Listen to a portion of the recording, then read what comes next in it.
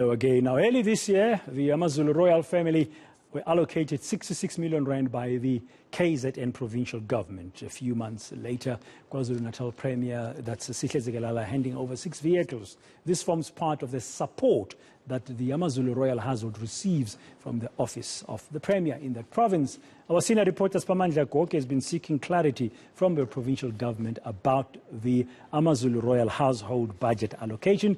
He's joining us now from KZN just to shed more light on this story. Siphamandla, good afternoon. What's the reason behind buying these cars and who are they for? These 6 cars are for the late king's wives. We are talking about 5 queens here, and the 6th car belongs to the queen mother, Mavis Umazungu. So in total, there are 6 cars.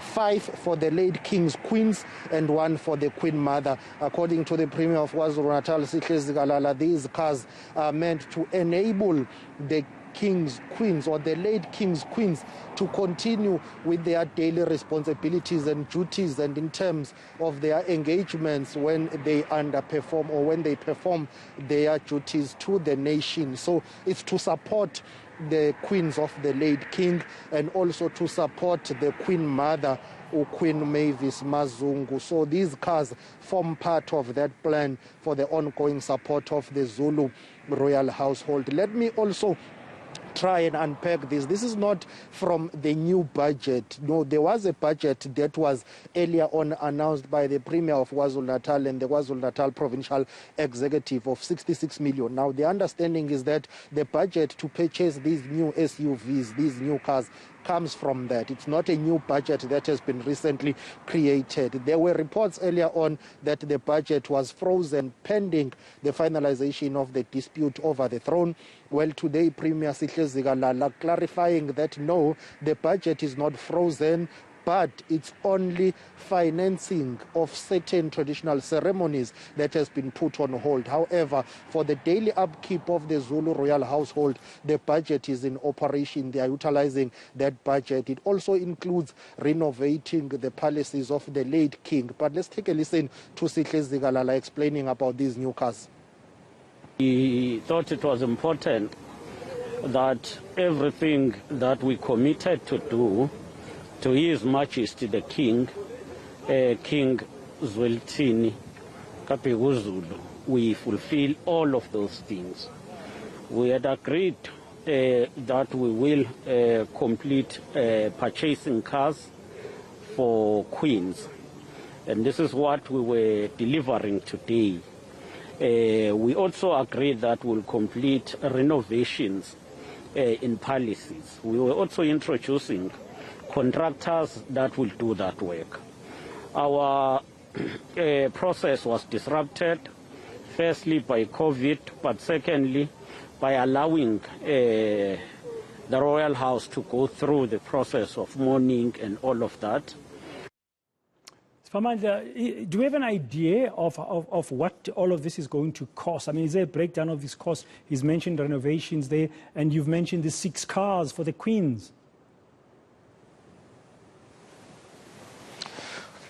Well, according to the Premier, each car costs around 800,000 or less than 800,000. He said they procured or purchased these cars in line with the Treasury's regulations and the prescripts of what the government should spend in terms of purchasing vehicles. So Premier Siphamandla Goge saying, well, there is no car out of all those 6 cars that is more than 800,000. Of course, the issue, will always come into sharp focus when we are talking about AmaZulu Royal household here.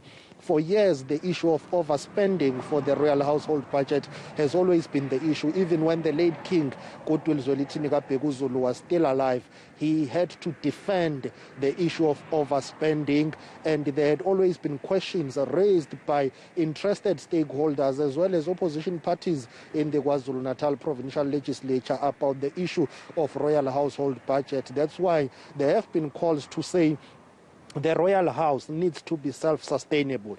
Hence, the issue of the Royal House Trust came into sharp focus to say there needs to be a trust that will ensure that the Royal House is able to fundraise for its own upkeep to avoid these reports about overspending. But surely today, many people would want to know how much these cars cost, especially in light of the ongoing difficult economic climate. You know, we're in the midst of a pandemic, and every resource should be directed into fighting the pandemic. KwaZulu-Natal is one of the poorest provinces, particularly when you go to far-flung areas and very rural areas such as KwaNongoma and Ulundi, which are regarded as the base for the Zulu Royal House and the Zulu Royal Family and the kingdom as a whole. Let's listen to Siphamandla unpacking the costs. The policy of government that we are following is adhering, or it's in line with the prescript from national government, that for political office bearers you don't buy a car that costs more than 800,000, and therefore for the cars that are here, they are below 800,000. Okay, that's clear enough. And Siphamandla, what about the ongoing dispute over the throne? You sort of mentioned it when you dealt with the first question in our crossing here. Did the Premier say anything at all? Indeed, there was no way he was not going to answer that question. We did put it to him to say there is this prolonged dispute over the throne, even though King Misuzulu is on the throne in terms of culture and tradition, but a certificate of recognition has not been issued by the government. So in order for him to be formally and officially recognized and to be able to draw any financial support from the government, that certificate of recognition is very key and crucial. And for the coronation to take place, there has to be a duly signed certificate of recognition by the President of the Republic. And as we speak, that ongoing dispute has derailed all those efforts, including the issue of planning the coronation. On the 10th of January, there will be a court case in Pietermaritzburg that deals with the issue of the throne somehow. So we expect that it will take a number of months and even years. Sihle saying it's concerning that this is still continuing. He would have hoped that by now the matter would have been resolved. Listen to him. Of the whole nation, the Zulu nation as a whole, it is equally in the interest of us as government that we eventually have the king. And therefore the prolonged matter is, of course, a concern to us, but also a concern to the people of KwaZulu-Natal as a whole. Okay, that's the Premier of KwaZulu-Natal responding to that question. Well, it looks like promises made to the late King Goodwill Zwelithini Gabheki Zulu are being met by the provinces, while efforts Siphamandla are underway to try and resolve this whole dispute. Your sense, Ncome, before I let you go, about the possibility of a quick resolution in the near future? I doubt it will happen anytime soon. If you listen to all the factions within the royal family, you get a sense that none of them is willing to back down. King Misuzulu and those who support him are adamant that he's already on the throne. They are waiting for the government to resolve this. There has been a delegation that is led by COGTA Minister Dr. Nkosazana Dlamini Zuma, who in turn has appointed former Premier of KwaZulu-Natal, Willis Mchunu, to mediate. But it seems as if that mediation process, which will not supersede, by the way, the court process, has been met by some sort of difficulties, with all factions not backing down. So it seems as if for now the only thing that will solve this matter is the ongoing court action, and all factions within the Zulu Royal family are adamant that, well, they will not back down when it comes to this matter. So it's likely going to drag for a number of months and even years, and it could end up at the Constitutional Court, by the way.